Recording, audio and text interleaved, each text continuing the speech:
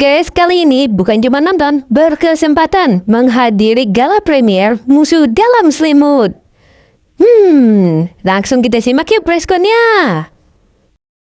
Memang kita berusaha bangun gitu dan berusaha supaya orang tidak menebak bagaimana endingnya gitu. Kita jaga betul plot twistnya, tapi juga kita pengennya orang menonton tuh ikut terlibat gitu, teridentifikasi langsung sama tokoh-tokohnya gitu.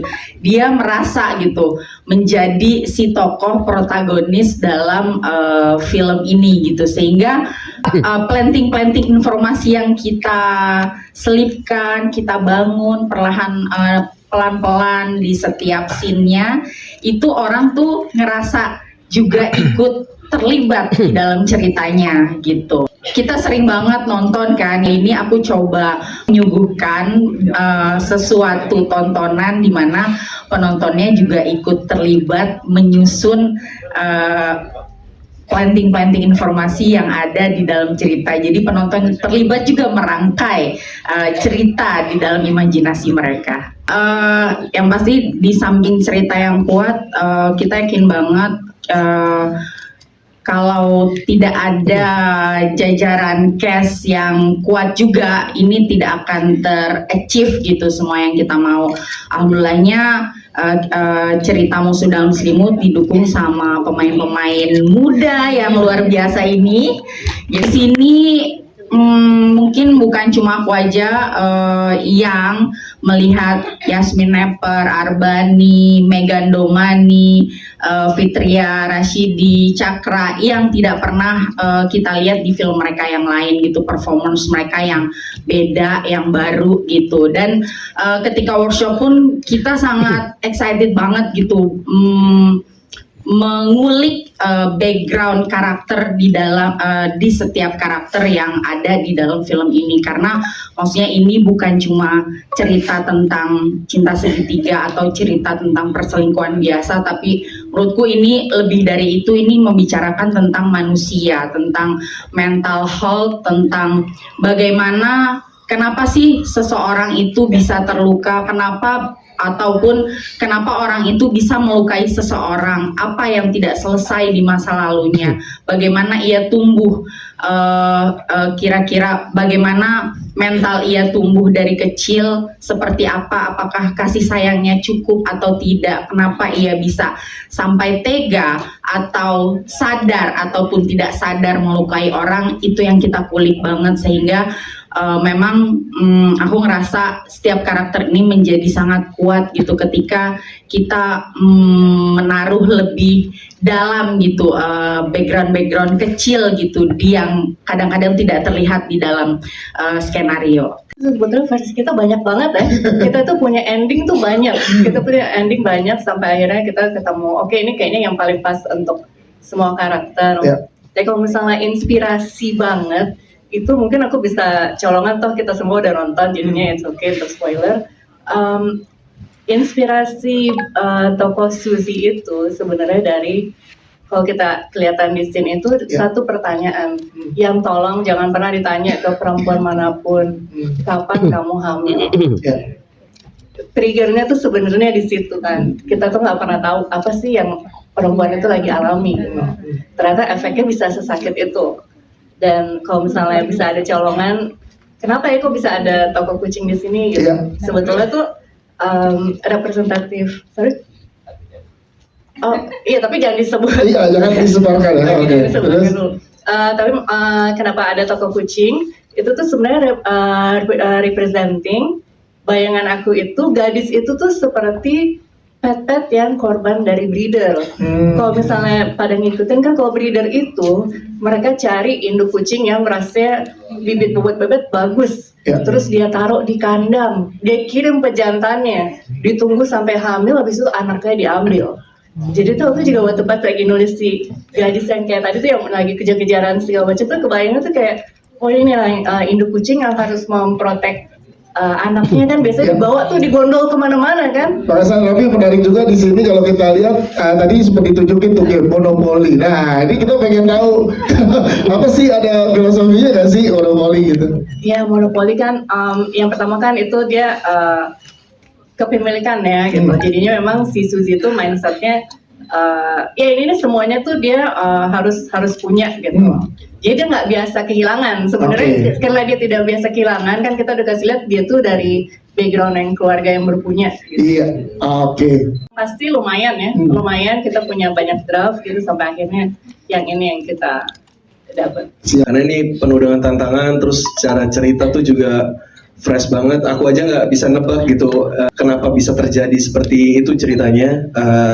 Dan ya udah makanya aku ambil sih. Aku juga mau keluar dari zona nyamanku yang kemarin-kemarin biasanya jadi cowok green flag gitu, cowok soleh.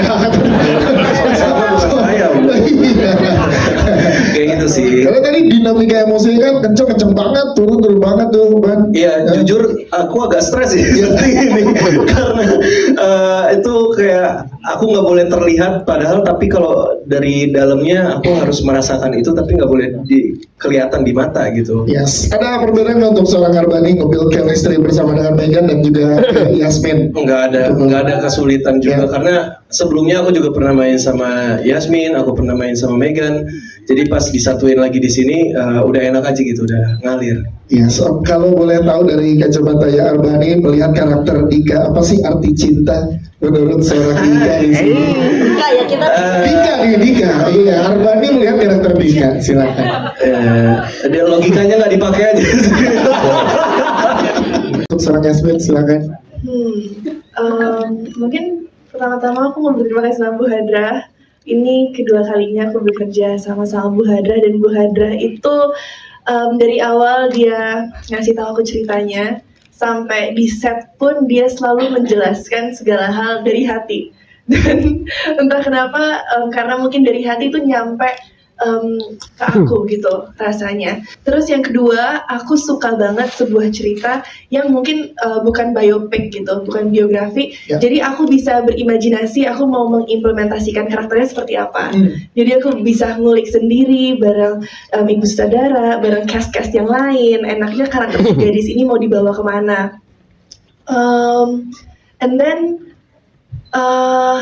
ya kalian tahu sendiri gadis di sini itu dia awalnya punya trauma kehilangan sosok yang dia sayang banget, dan itu ngebuat gadis, mungkin ada yang relate juga, itu yang ngebuat gadis pada akhirnya saat dia sudah punya suami Mas Dika, saat dia hamil, dia mau menjaga itu dengan sepenuh hati, dia udah tidak sanggup kehilangan apapun lagi.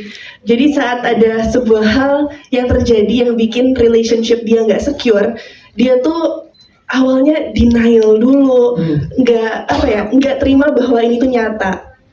Makanya kalau kalian lihat di scene ending, dari gadis yang awalnya lembut, awalnya percayaan, awalnya gampang banget untuk bawa orang masuk ke dalam kehidupan dia, nggak ada pintu lah untuk siapapun. Dia tipe orang yang menerima whoever is kind, whoever is there for her, pokoknya boleh ada dalam hidup dia. Dia jadi yang benar-benar trust issues, dan tiba-tiba makanya di scene ending dia meledaknya tuh udah kayak out of this world.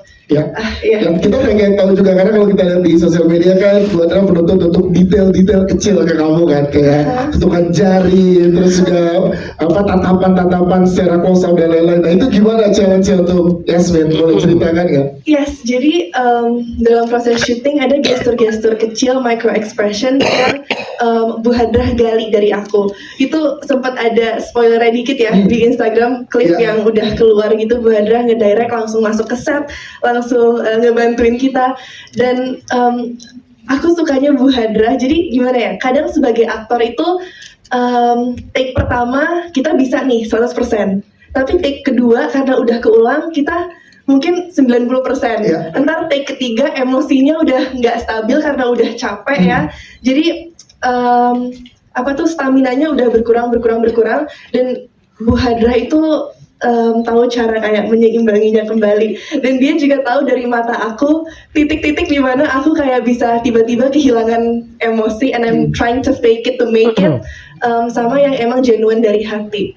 Karakter Suzy Suzy itu karakternya sangat kompleks, ya banyak sekali layeringnya, dan Suzy jauh sekali dari comfort zone aku. Aku belum pernah bisa memerankan karakter seperti Suzy sebelumnya, dan aku benar-benar banyak bertanya sama Bu Hadra juga, sama cast-cast lainnya, dan gimana cara aku menunjukkan Suzy yang sebenarnya penuh trauma dari masa lalunya, juga mungkin kurang kasih sayang, dan aku tidak pernah membenarkan apa yang dia lakukan, cuman memang dia punya alasan yang sangat kuat bagi diri dia, dan di sini Suzy memang mentalnya kurang sehat sebenarnya, cuman memang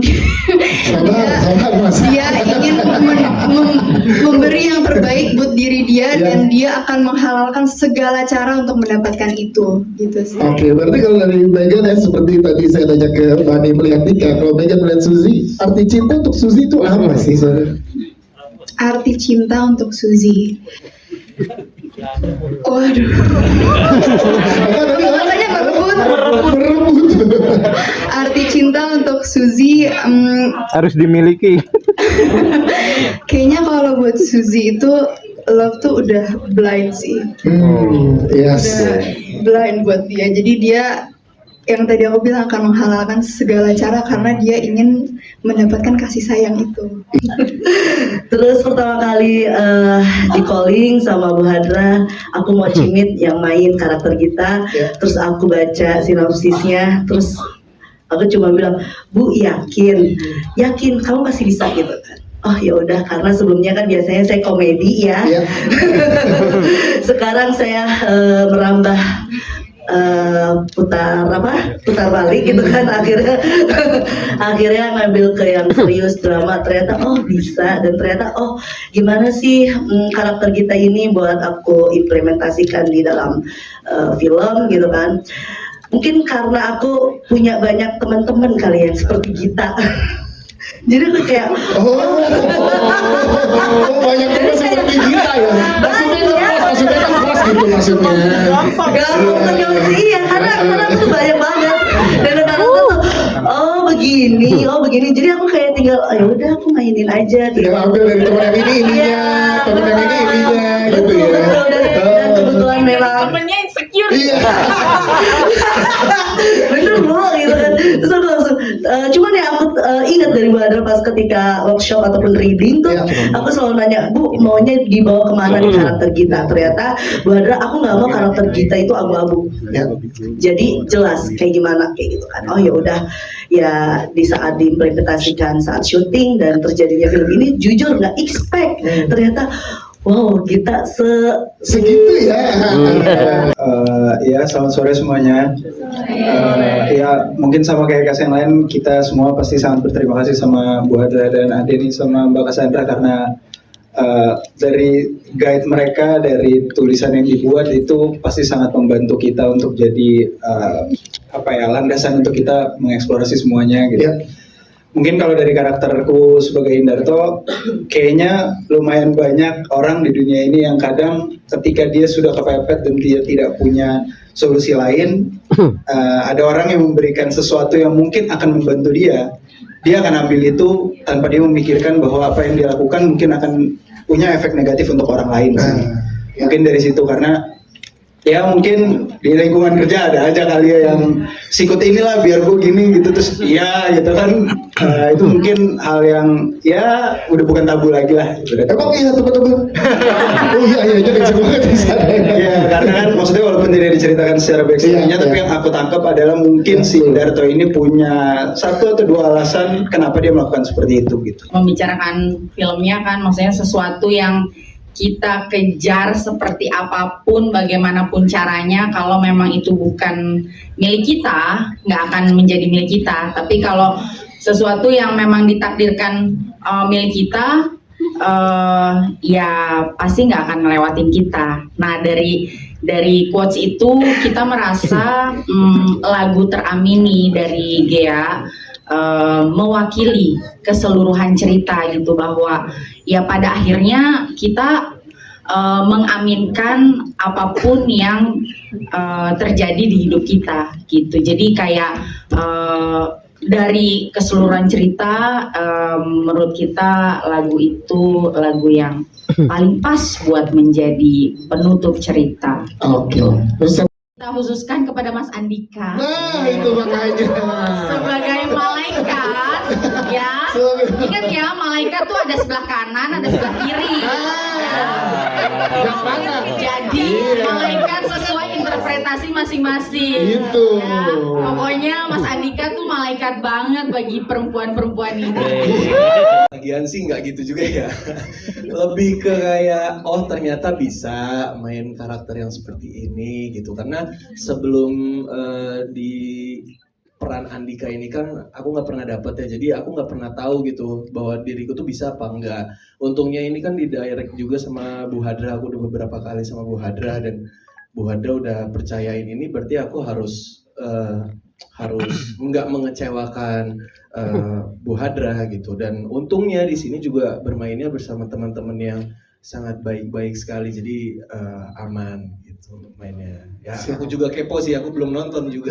Itu mencari bukan mencari ya. Lebih ke kayak memahami apa yang dirasa sama Andika sih. Kenapa Andika bisa sampai mau melakukan hal-hal itu? Kenapa dia banyaklah reason-reasonnya yang aku kadang karena aku nggak punya teman-teman yang kayak Andika seperti kita. Jadi aku nggak tahu harus bertanya sama siapa. Tapi ya aku banyak ngobrol sama teman-teman yang lain, sama Bu Hadra. Aku juga minta penjelasan juga kenapa sih dia melakukan ini, kenapa begini, kenapa dia mau. Dan itu yang membuat aku jadi stres. Nah karena dia nih sebenarnya si Andika ini kan stres kan, dia ada rasa bersalah yang dia sendiri pun nggak bisa maafin itu dan ngerasain itu tuh nggak enak banget dan capek banget energinya Andika. Ya semoga sih bisa nyampe ya begitu sih. Rasa diselingkuhin itu juga dikhianatin tanpa aku tahu ya. Iya, jadi menurut aku perasaannya sih sama aja, tapi karena kebetulan aku percayanya sama Mas Dika dan Mas Dika yang lebih dekat sama aku, dan waktu aku curiga pun waktu gadis curiga pun dia kan curhat semua rasa ketidaknyamanan dan rasa secure dia yang hilang itu diceritakan semuanya ke Mas Dika.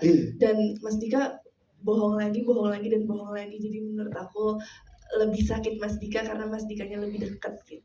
Itu dia, tepuk tangan dong buat Yasmin, terima kasih. Dan aku setuju kita bikinnya ya manusiawi karena balik lagi sebenarnya ini tanpa membenarkan ya, tapi Andika pun punya reason, punya alasan kenapa dia sampai seperti itu, begitu sih. Dia ngenain muka aku beneran. Habis itu aku syuting 2-3 hari, pipi aku biru.